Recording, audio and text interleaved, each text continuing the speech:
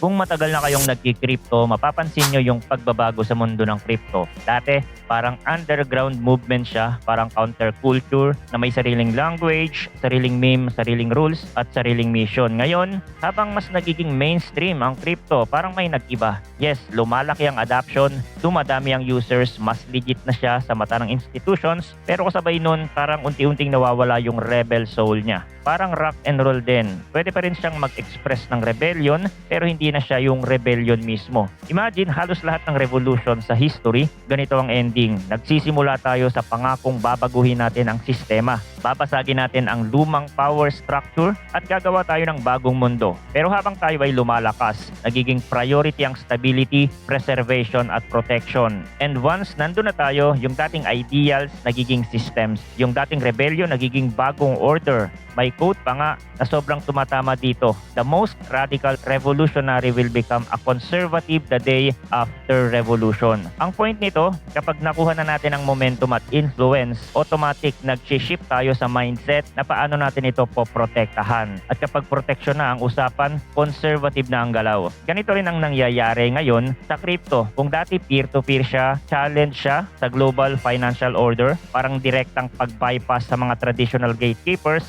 ngayon mabilis siyang na-absorb sa traditional fold. Imbis na purely self-custody at sariling bank ang narrative, nagiging spot ETF, institutional custody at regulatory frameworks na yung bagong normal. Kumbaga yung anti-elite soul na nagbigay ng identity sa crypto noon, parang tinitrade natin ngayon para sa legitimacy, compliance at institutional access. Mas madali, mas clean, mas accepted, pero mas tame. At para mas makita natin yung pattern, balikan natin yung sinabi ni David Bowie sa isang interview dati. Ang sabi niya, kung magsisimula ulit siya, baka hindi na siya papasok sa music kundi sa internet. Kasi nung time na yon, yung internet daw ang subversive, chaotic, parang nihilistic na force na kayang magre-write ng mundo. Habang ang rock and roll, kahit buhay pa, parang nawala na yung shock value at rebellion power. Naging currency pa rin siya, conveyor of information, pero hindi na conveyor of rebellion. Parang accepted na siya, corporate na mainstream na. Kung i-connecta natin, ganito rin yung feeling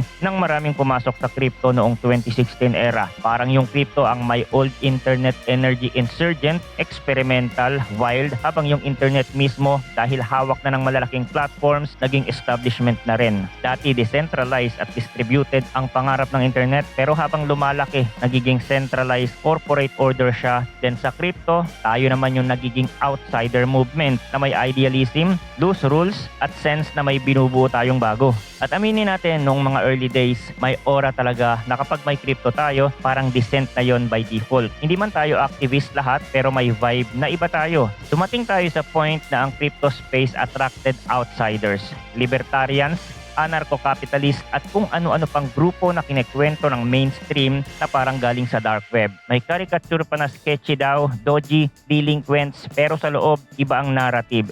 Inspired tayo ng cypherpunks at yung mission natin sobrang linaw. Decentralized internet na may privacy. Sovereign money na hindi basta ma-exploit ng mga parehong actors na nag-ruin ng system noong 2008 at digital future kung saan hindi kayang pigilan ang information at transaction dahil lang may gustong mag-control. At ang pinakamalaking difference noon, feeling natin kaya nating magbigay ng pagbabago. Hindi lang investing ang crypto, parang movement siya. Parang architecture level ang laban, protocol layer. Iniisip natin kung mababago natin ang rules ng money at value transfer sa base layer, mababago natin ang power distribution. At sa totoo lang, marami sa atin ang naniwala na posible. Kaya yung meetups noon, kahit minsan weirdo, kahit cold pizza at warm beer lang, sobrang intense ng energy. Parang evangelism. Puro self-custody workshops, seed phrase, hardware wallets, be your own bank, laser eyes, at puro conviction na hindi natin kailangan ng middleman. Pero fast forward ngayon, parang nag-iba ang pride. Yung dating pride natin na responsibility, ang pagiging sariling bank, napapalitan ng convenience, ETF era. Ngayon, pwede na tayong magkaroon ng exposure sa crypto ng hindi natin kailangan maintindihan ang seed phrase. Pwede na tayong mag-invest without ever touching self-custody. Yung usapan, lumipat na from fringe to boardrooms, from anonymous avatars to docs by default professionals na may job titles tulad ng Digital Asset Risk Manager, Blockchain Policy Advisor at kung ano-ano pa. At dito papasok yung ironic question. Hindi ba ito naman talaga ang goal? Mass adoption, right? Kasi ang mass adoption, hindi lang siya growth metric, moral validation din siya. Parang proof na tama tayo. Noong 2016, ang imagination natin ng mass adoption parang simple lang. Mga magulang natin bibili ng daily latte gamit ang hot wallet sa phone, regular phone, real utility, real self-sovereignty. Pero ngayong 2026 vibes, ibang klase ang mass adoption na lumalabas. Hindi na lang retail usage. Ang mas nagiging headline ay yung big players, wholesale brokers, banks, hedge funds, institutions na may flow na sobrang laki. Yung tipong kahit 1% lang ng volume nila ang dumaan sa crypto rails, pwede nang i-dwarf yung buong retail narrative. Kapag ganyan ang scale, ibang mundo na. Hindi na ito about tayo ang sarili nating bank lang. About infrastructure na siya. About plumbing ng markets. At dito ulit bumabalik yung rock and roll analogy. Once yung disruptor naging multi-billion dollar corporate industry, na smooth over siya, naging part ng system. Ganon din yung internet dati. Distributed dream, ngayon dominated by a handful of platforms, and now crypto mass adoption dream is coming true too. May mga nagsasabi pa nga na last year ang moment na crypto went mainstream. Meaning, nag-succeed tayo gumawa ng something worth protecting. At kapag may pinoprotektahan tayo, automatic conservative ang instinct. We did it, crypto is the new order. Kung iisipin natin kung ano yung unthinkable noong 2016, ngayon normal na. Dati, may sarili pang sideline events ang crypto sa malalaking global gatherings, parang semi-illegitimate. Ngayon, center stage na, head of state, nagkukumpit na kung sino ang magkiklaim ng crypto as national priority. Yung pinakamalalaking banks, dati dismissive o hostile, ngayon pinag-uusapan na nila publicly, either as existential threat o as legitimate asset class. Yung mga giant names sa finance, sabay-sabay na nagsasabi na especially Bitcoin parang gold at equities na rin, regulated, institutional grade. May mga public companies na naglalagay ng crypto sa balance sheet, parang treasury strategy, dati meme yan, ngayon corporate memo na. Tapos, kung titingnan natin yung ibang parts ng ecosystem, stablecoins, grabe na ang paggamit sa transaction, tokenized real-world assets, dating experimental sa crypto-native circles, ngayon lumalapit na sa core plumbing ng markets, funds, treasuries, settlement, collateral.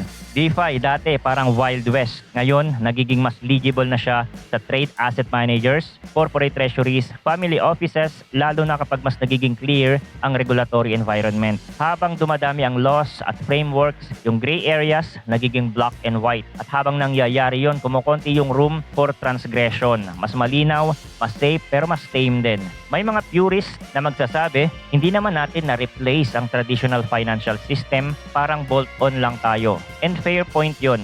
Pero kahit sabihin natin na parallel world ang original dream, hindi natin madedenay na may mga primitives na dinala ang crypto na permanent ng binago ang TradeFi. Kahit anong mangyari, hindi na ito mababago. Pwedeng i-wrap, i-regulate, i-package, pero hindi na mabubura. Una, yung programmable value. Dito lumipat ang trust from institution into code. Ibig sabihin, hindi na puro tiwala sa tao, kundi tiwala sa transparent rules na naka-encode. Pangalawa, instant settlement. Dati, multi-day clearing era. Ngayon, nadadala yung money sa 24/7 world. Pangatlo, composability. Imbis na siloed financial products, nagiging interoperable building blocks. Parang Lego na pwedeng pagdugtong-dugtungin. At pangapat, self-custody. First time, individuals can have direct sovereign control of assets, hindi lang IOU. Panglima, smart contracts. Imbis na middleman, automated rules of engagement na. Pang-anim, new asset classes. Mas lumawak ang investable universe, mas bumaba ang barriers. Pang-pito, stable coins, pinadali ang cross-border payment, fast, cheap, global. Pang-walo, DeFi itself, proved na lending, trading, derivatives, even insurance, pwedeng tumakbo without traditional gatekeepers. So kahit hindi natin na-replace ang TradeFi, binago natin yung underlying logic niya. Na-challenge natin ang monopolies, pinilit natin ang incumbents, mag-innovate or die. First hand, kumbaga, institution can adapt these primitives, regulate them, and wrap them in familiar packaging. Pero hindi na nila kayang i-uninvent, nandyan na, permanent na. So ngayon, ang tanong, will crypto stay weird?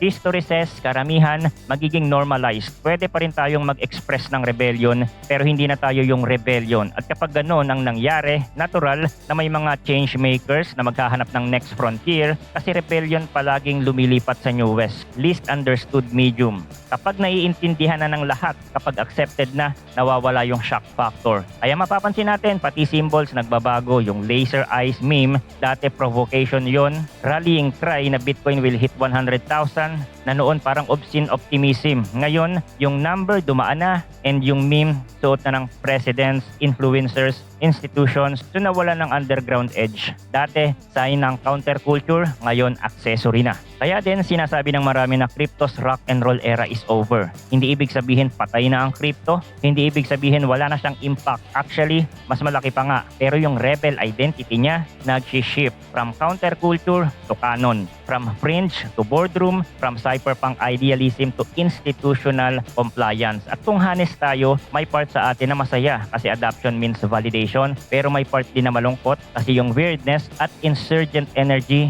na nagpa-special noon unti-unting nawawala. Kaya ang pinaka-importante na reflection natin dito, kapag revolution ng isang bagay, ang goal niya ay baguhin ang mundo, pero kapag nabago na niya, automatic nagiging bahagi siya ng bagong mundo. At kapag bahagi na siya, iba na ang role niya, hindi na siya rebel, siya na yung system. And one system na tayo, protection and instinct, stability and priority. It's the natural arc, and crypto is now on that arc.